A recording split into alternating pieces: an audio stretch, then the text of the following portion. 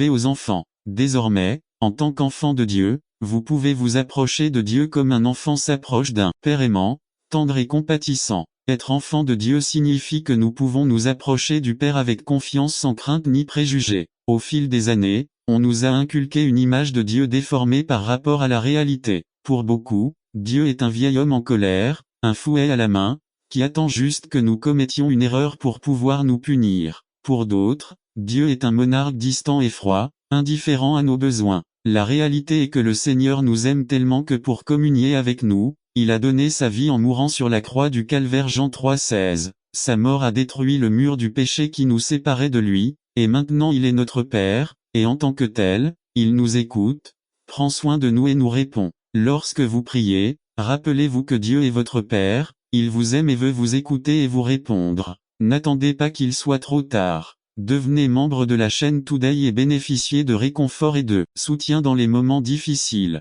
Cliquez sur le lien dans la description de la vidéo mardi 9 avril 2024 page. Ainsi vous, étant méchant, savez donner de bons cadeaux à vos enfants, combien plus votre Père qui est aux cieux donnera-t-il de bonnes choses à ceux qui les lui demandent. Luc 11:13, 2. Vous êtes au ciel. Dieu a son trône au ciel. Il règne et a toute autorité pour faire ce qu'il veut. Cela nous dit que parce que Dieu est tendre et compatissant envers nous, il ne cesse pas d'être puissant et ne perd pas non plus son autorité. Il est notre Père aimant et il est Dieu tout-puissant. Approchez-vous donc de Dieu avec confiance et sans crainte. Dieu passe au second plan. Mais si nous examinons le NT, même dans sa forme la plus superficielle, nous constatons que l'accent mis par l'eau sur son travail de juge, plutôt que d'être réduit, est plutôt intensifié. Le Nouveau Testament tout entier affirme la certitude que le jour du jugement universel approche, et nous pose un problème: comment nous, pécheurs, pouvons-nous être en règle avec Dieu, pendant qu'il est encore temps.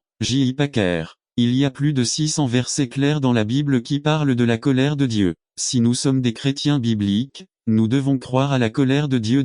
La colère de Dieu est quelque chose que l'humanité mérite. Dans le livre de Nahum cap 1, nous lisons le plan de Dieu de déverser sa colère sur Ninive. Ninive était une nation extrêmement mauvaise. Les Ninivites étaient des bouchers cruels et impitoyables. Et sachant à quoi ressemblait Ninive, je suppose que vous conviendrez que Ninive méritait le jugement de Dieu. En fait, tout le monde conviendrait que Dieu ne serait pas juste s'il permettait à de telles personnes d'échapper à leur punition. Nous pourrions ajouter à notre liste d'autres dont nous sommes sûrs qu'ils devraient aller en enfer. Peut-être que votre liste comprend Adolf Hitler, Idi Amin, l'Ayatollah Khomeini, Saddam Hussein, le parent qui vous a maltraité lorsque vous étiez enfant. Mais Michael Horton écrit: bien que la plupart des Américains croient au jugement éternel, très peu d'entre eux craignent que l'enfer soit leur destinée éternelle. Puisque 77% des Américains croient que les humains sont fondamentalement bons par nature, le problème n'a pas à voir avec la croyance en l'enfer,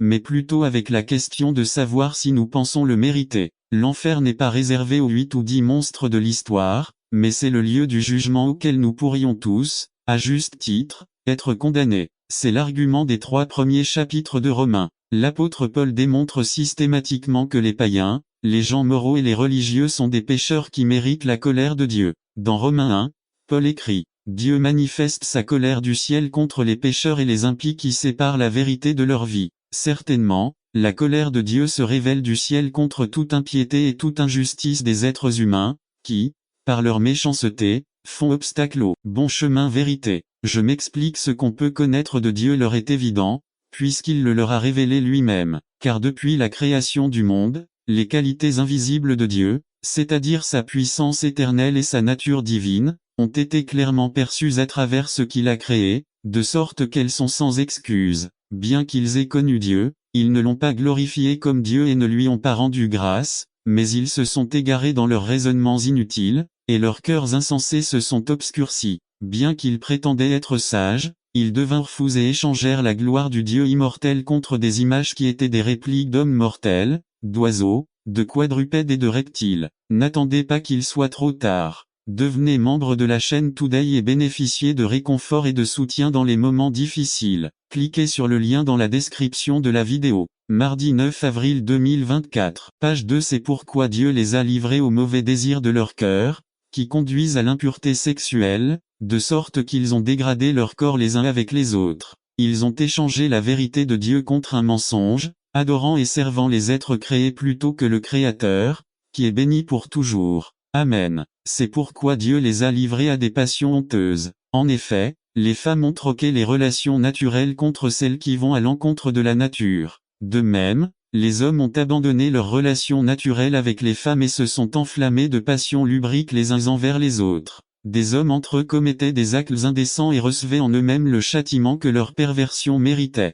De plus, comme ils considéraient que la connaissance de Dieu ne valait pas la peine d'être prise en compte, il les livra à son tour à la dépravation mentale, afin qu'ils fassent ce qu'ils ne devaient pas faire. Ils ont été remplis de toutes sortes de mal, de perversité, d'avidité et de dépravation. Ils sont pleins d'envie, de meurtre, de conflits, de tromperie et de méchanceté. Ce sont des commères, des calomniateurs, des ennemis de Dieu, des insolents, des orgueilleux et des arrogants. De mauvaises actions sont imaginées. Ils se rebellent contre leurs parents. Ils sont stupides, déloyaux, insensibles et impitoyables. Ils savent bien que, selon le juste décret